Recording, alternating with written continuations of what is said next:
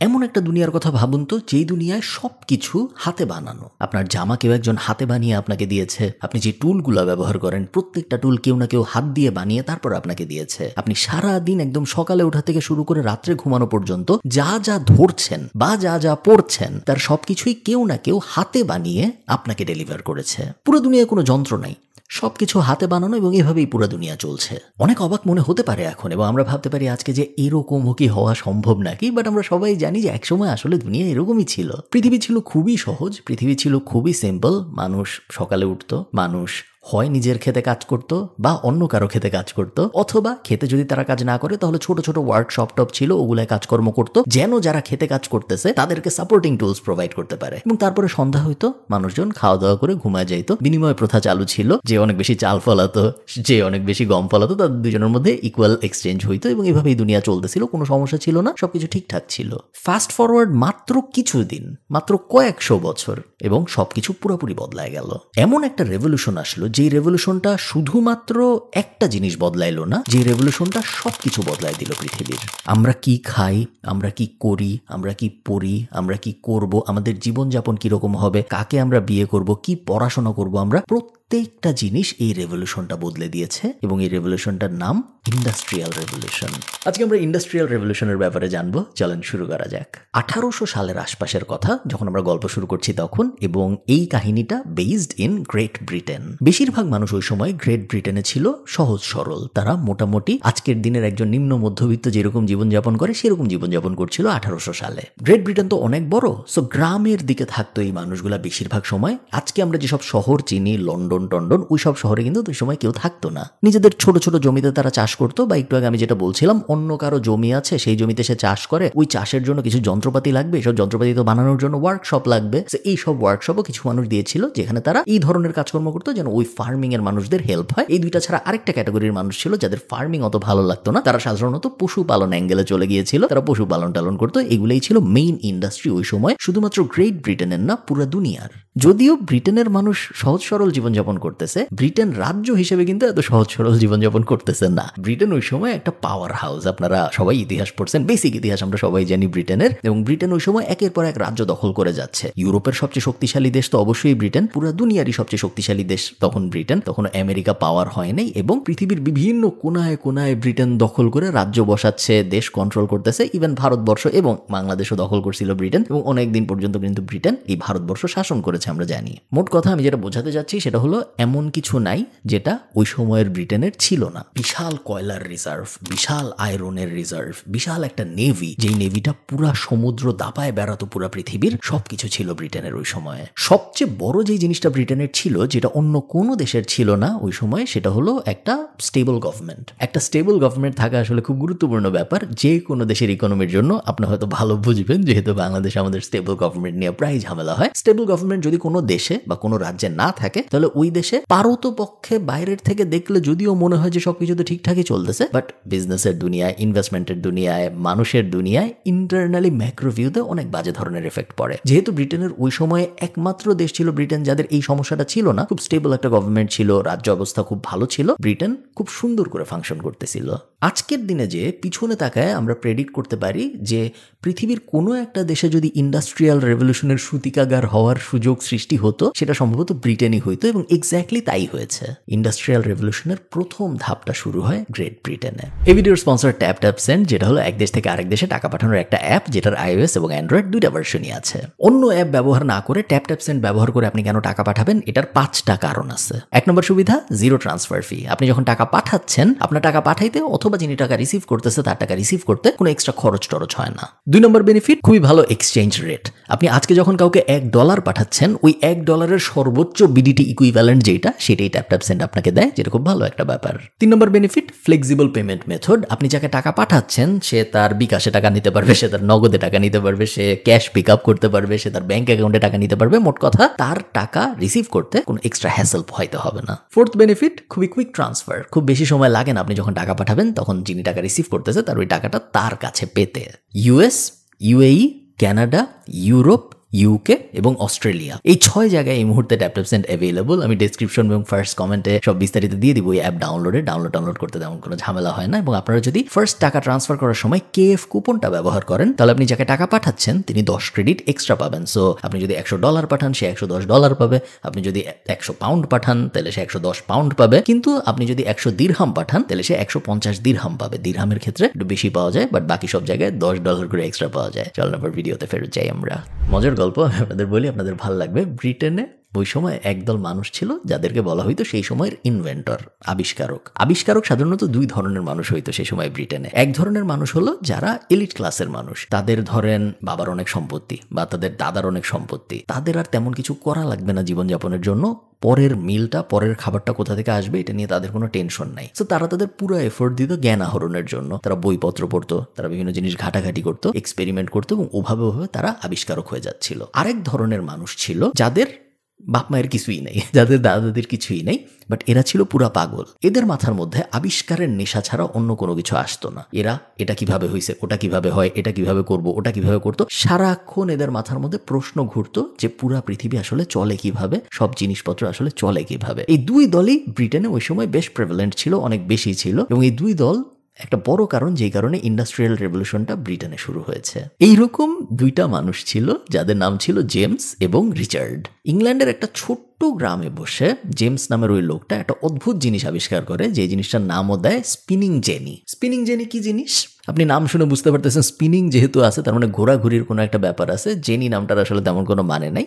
Spinning জেনির আক্ষরিক বাংলায় আমি আপনাদের সরাসরি বলে দিই এটা কি জিনিস। এটা হলো একটা সেলাই মেশিন। ওই সময়ে এই স্পিনিং জেনি আবিষ্কারের আগ পর্যন্ত, জেমস যখন এটা করলো তার আগ পর্যন্ত কাপড় সেলাইয়ের সিস্টেম ছিল খুব বেসিক। কাপড় আসবে, শুয়ে আমরা সুতা ভরবো, একজন মানুষ বসবে সেই কাপড় বাম হাতে নিয়ে, সুতা ডান হাতে নিয়ে, এবং তারপরে এভাবে ঘুরায় ঘুরায় সে সেলাই করতে থাকবে। জেমস যখন খেলতে খেলতে একদম অদ্ভুতভাবে স্পিনিং জেনি আবিষ্কার করে ফেলে, তখন পুরো দুনিয়াটা একটু অন্যরকম হয়ে যায়। সবাই ভাবে যে একটা জিনিস আমি ঘুরাচ্ছি, সাথে সাথে আরেক জায়গায় সেলাই হচ্ছে, এটা কিভাবে সম্ভব। জেমসকে নিয়ে শুরুর দিকে অনেক বেশি টানাটানি হয়, শুরুর দিকে সবাই অনেক অবাক হয়। বাট ওই সময়ের ব্রিটিশ কালচারটা না খুবই অ্যাসপায়ারিং এডুকেটিভ কালচার ছিল। মানে একটা টাইম কিন্তু ছিল, আমরা জানি অজ্ঞানতা অন্ধকারের যুগ যেটা বলা হয়, যেখানে কোনো জ্ঞান আহরণের চেষ্টা করলে অনেক সময় তাদেরকে মেরে ফেলা হইতো। যে সূর্য পৃথিবীর চারিদিকে ঘুরে, নাকি পৃথিবী সূর্যের চারিদিকে ঘুরে, এটা নিয়ে কিন্তু মানুষজনকে আগুন টাগুনে পুরো মারা হয়েছে এক সময়। বাট ওই সময় ব্রিটেনের অবস্থা এরকম ছিল না। ওই সময় নতুন কেউ যদি কোনো কিছু আবিষ্কার করতো তাকে উল্টা মানুষ সেলিব্রেট করতো।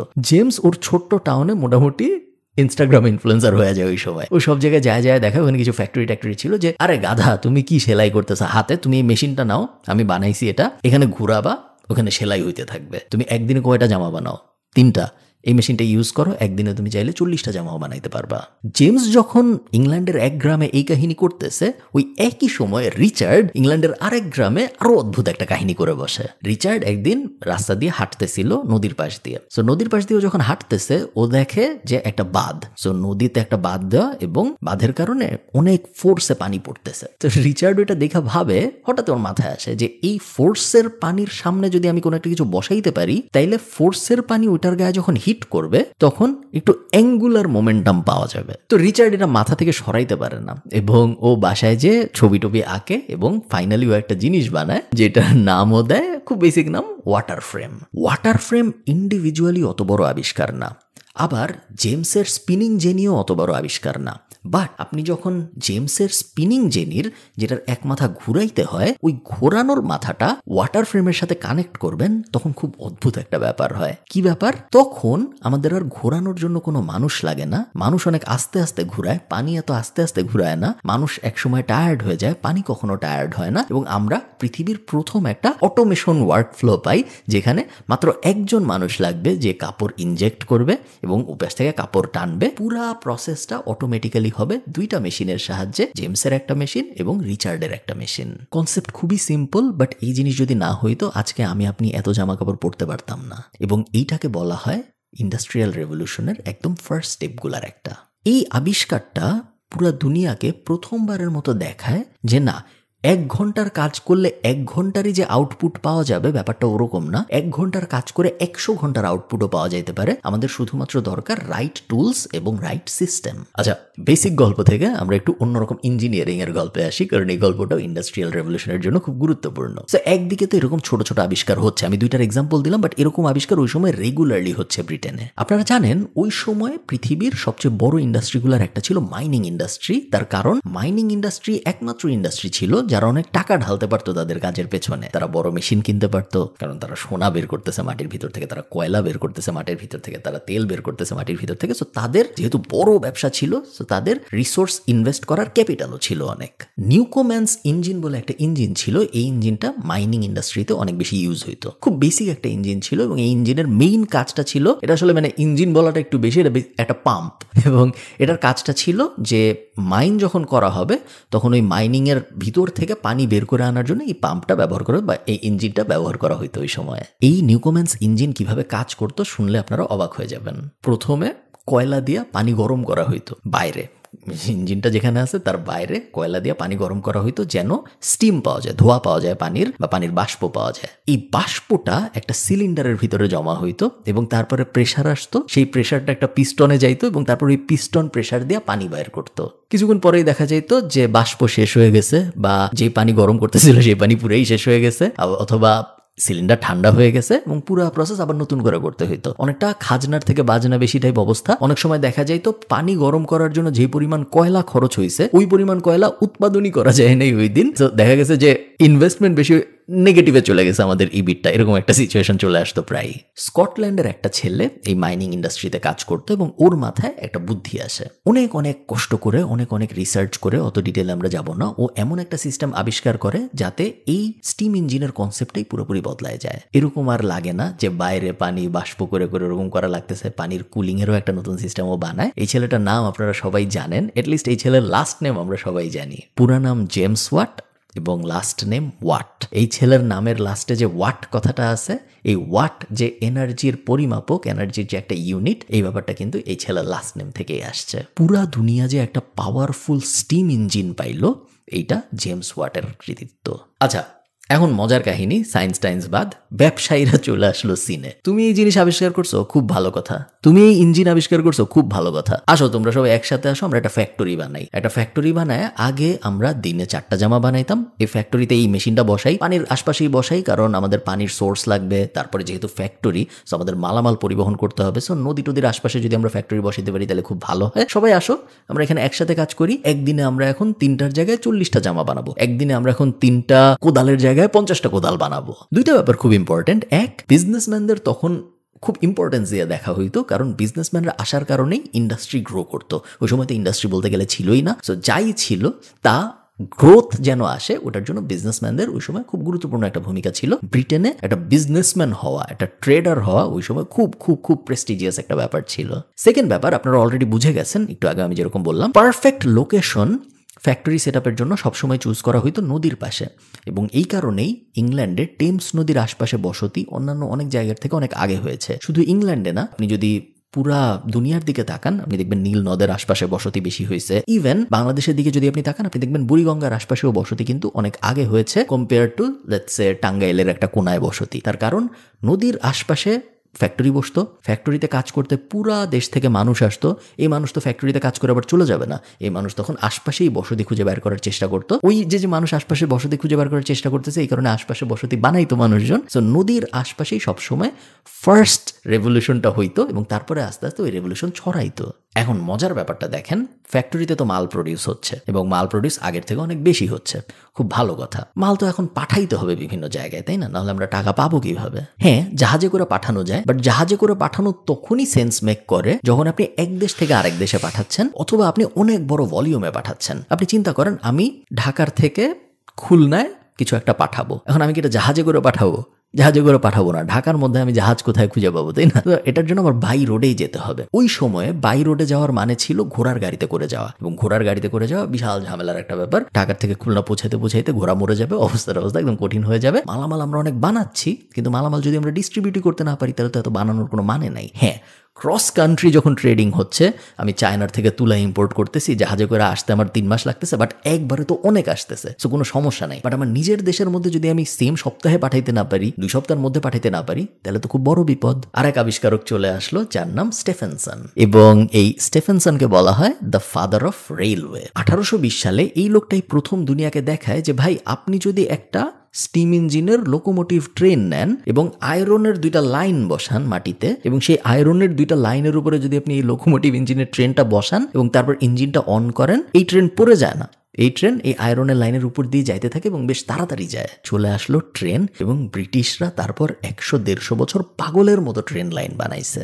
নিজের দেশে তো ওরা রেল রোড বানাইছেই, ওরা যেসব জায়গায় টেরিটরি ক্যাপচার করে রাখছিল, বাংলাদেশ, ভারতবর্ষ, আফ্রিকা, সব জায়গায় ওরা ট্রেন বানাইছে এবং ট্রেনের লাইন বানাইছে। তার কারণ ট্রেনের লাইনের থেকে এফিশিয়েন্ট প্রোডাক্ট ট্রান্সপোর্ট সিস্টেম ওই সময়ে পৃথিবীর অন্য কোথাও ছিল না। ট্রেন ছিল লাস্ট স্টেপ ইন্ডাস্ট্রিয়াল রেভলিউশনটা একদম পার্মানেন্টলি বসে যাওয়ার এবং পুরা দুনিয়ার ওই পার্মানেন্ট শিফটটা হওয়ার। এখন আপনি আমাকে বলেন, ইন্ডাস্ট্রিয়াল রেভলিউশন ব্যাপারটা কি ভালো ছিল? এটাকে অনেকভাবে উত্তর দেওয়া যায়। আমি আপনাকে কয়েকটা জিনিস বলি এবং তারপরে আমি আপনাদের কাছ থেকে কয়েকটা জিনিস জানতে চাই। আগে মানুষ একদিনে 4টা জামা বানাইতো, জামার ডিমান্ড ছিল ধরেন দিনে 100, যেহেতু 4টা জামা মাত্র বানাইতে পারতেছে, জামার ডিমান্ড 100, ডিমান্ড এবং সাপ্লাইয়ের কারণে ডিমান্ড অনেক বেশি, সাপ্লাই অনেক কম, জামার দাম অনেক বেশি। জামার দাম যেহেতু অনেক বেশি, তার মানে শুধু এলিট ক্লাসের মানুষই ভালো ভালো জামা পরতে পারতো। আপনারা 1600, 1700, 1800 ছবি টবি যদি দেখেন, আপনারা দেখবেন কেউ ভালো জামা পরে নাই। মানুষজন খুব মানবেতর জীবনযাপন করতে বেসিক জিনিসপত্র পরে আছে, খুব আহামরি কিছু করতে পারতেছে না। কাট টু 100 বছর পরে আপনি যদি 1950s এর ফটো, 1970s এর ফটো, 60s এর ফটো, 40s বা 30s এর ফটো লিখে আপনি সার্চ দেন, আপনি দেখবেন মানুষ বেশ পশ, ইভেন আজকের দিনে যত পশ তার থেকেও বেশি পশ। সুন্দর হ্যাট পরে আছে, সুন্দর লম্বা লম্বা কোট পরে আছে, একটা ড্যাপার অবস্থা চলতেছে। সাপ্লাই এন্ড ডিমান্ডটাও খুব বেসিক, বাট এখানে এই ব্যাপারটা দিয়ে এক্সপ্লেন করা সম্ভব।